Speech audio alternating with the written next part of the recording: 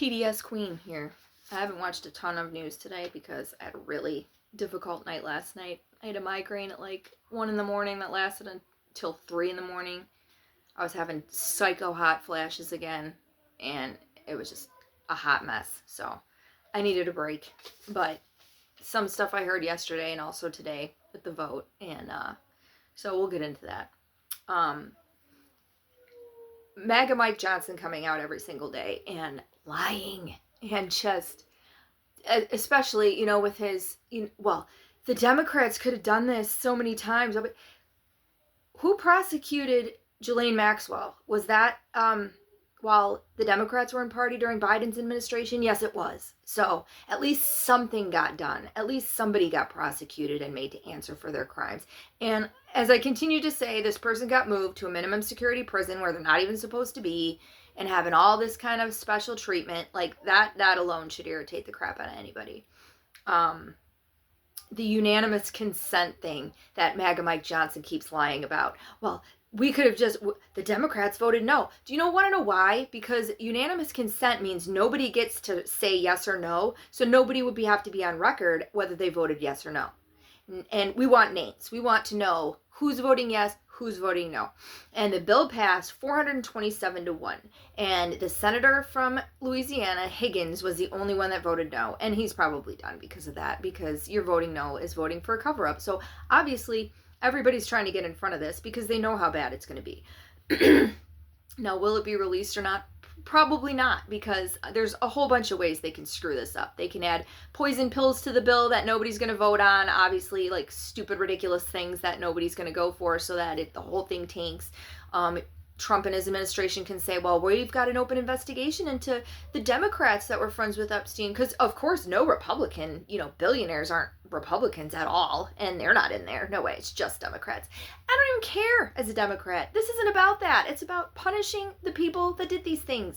If Bill Clinton did it, he should be in jail. If other Democrats did it, they should be in jail. That's not like a threat to us. We don't care. We just want them all in jail where they belong. It doesn't matter if they're Democrats or Republicans. That's not scary. I'm not afraid of that. I don't even like Bill Clinton, so it doesn't bother me in the least.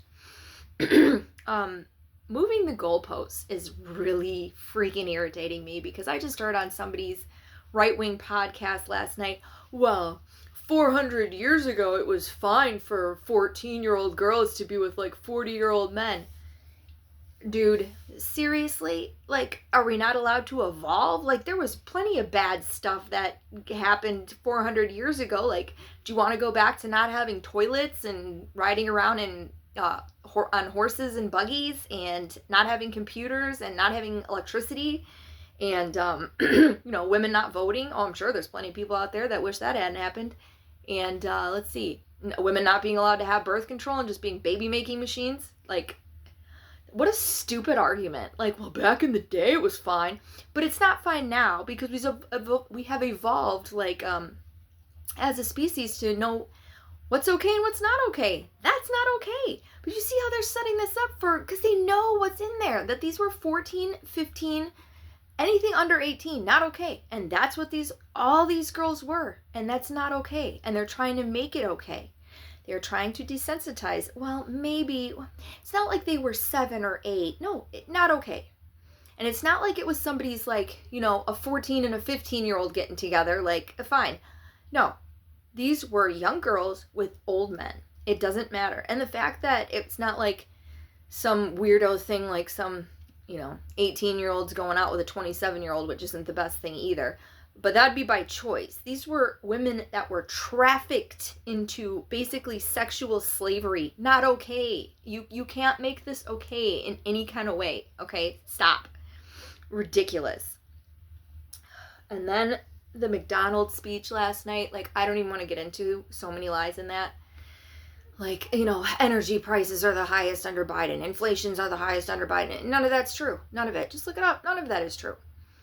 And the fact of, we're still focusing on this boogeyman of illegal immigrants, I want you to think, how is them coming into the country any different than people coming into Ellis Island back in the 17 and 1800s? We all came in that way, It was easier then because they wanted more people, and but dude, Irish were treated like crap, Italians were treated like crap, they did all the jobs that nobody wanted, and that's the exact same thing with illegal immigrants. You were kicking out all these people that do, really hard backbreaking labor, like, pecan farming and construction and landscaping. And, I don't mean this to be any kind of like racist or anything. That it's just, they do really hard work and, jobs that a lot of people don't want to do, and they're productive and they pay taxes that they're never going to get to take advantage of because they can't file for Social Security. That's another lie people like to put out there, that, oh, they don't pay taxes.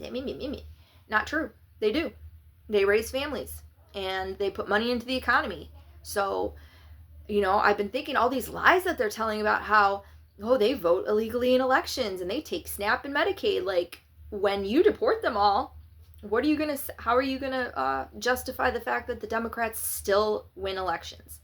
Because, your little lie of immigrants vote and voter fraud is rampant.